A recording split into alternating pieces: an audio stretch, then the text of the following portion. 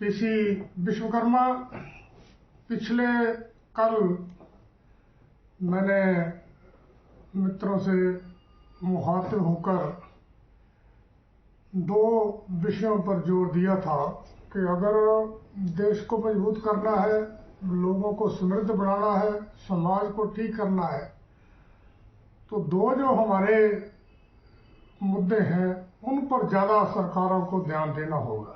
Number 1 शिक्षा और number 2 medical care.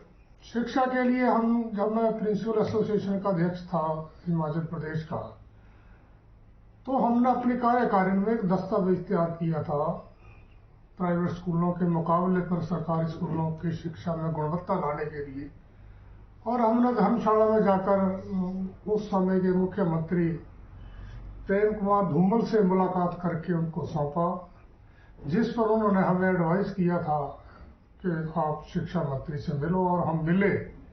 और वो काफ़ी सारे जो उस दस्तावेज, उस रिपोर्ट में हमने सुझाव दिए थे, वो सरकार ने इम्प्लीमेंट किए, जिसमें लगातार इंस्पेक्शन की बात थी, जिसमें प्री नर्सरी क्लासेज की बात थी, जिसमें स्कूलों को सरकारी वर्दी की बात कही गई थी, और इंग्लिश मीडियम की भी बात कही गई थी कि इसके लिए भी अच्छे टीचर जो है वो तैनात किए जाए और लगातार निगरानी रखी जाए, मॉनिटरिंग की जाए। एक साल इसके लिए होना चाहिए। आज मैं ये सुझाव दे रहा हूँ कि केंद्रीय स्तर पर हिमाचल सरकार एक ऐसी एजेंसी बनाए जिसमें एक चेयरमैन हो और सारा डायरेक्टरेट का स्टाफ हो।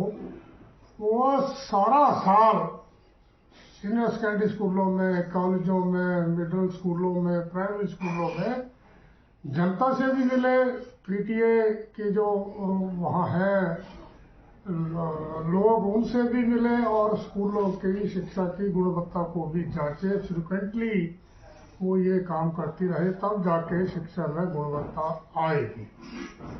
दूसरा हमने कहा था कि एक और ऐसी ही एजेंसी बनाई जाए जिसका भी एक चेयरमैन हो और उसमें कुछ एक्सपर्ट हो, फिजिशियन या मेडिकल एक्सपर्ट।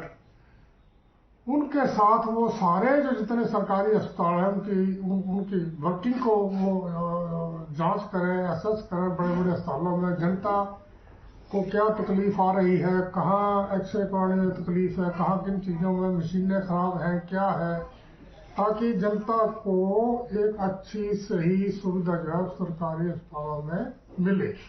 हिमाचल प्रदेश में ये काम सरकार बड़ी आसानी से कर सकती है, क्योंकि यहाँ कोई पॉपुलेशन ज़्यादा नहीं है।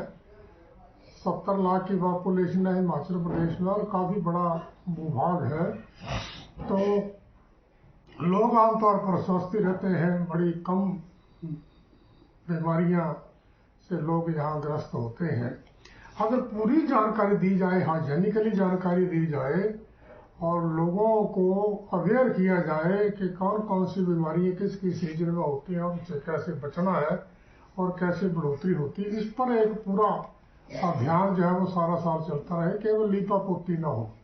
तो जो चेयरमैन बने वो सही में चेयरमैन हो, ऐसा ना हो उसकी पॉलिटिकल अपॉइंटमेंट कर दी जाएगी टीएचए लेने के लिए। वो सचमुच में फ्रूट लाए, उसमें फ्रूटफुल करे उस अपनी वर्किंग को।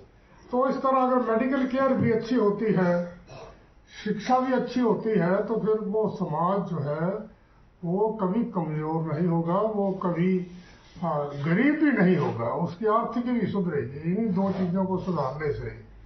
तो आज मैं ज़्यादा नहीं कहूँगा इन शब्दों के साथ। धन्यवाद।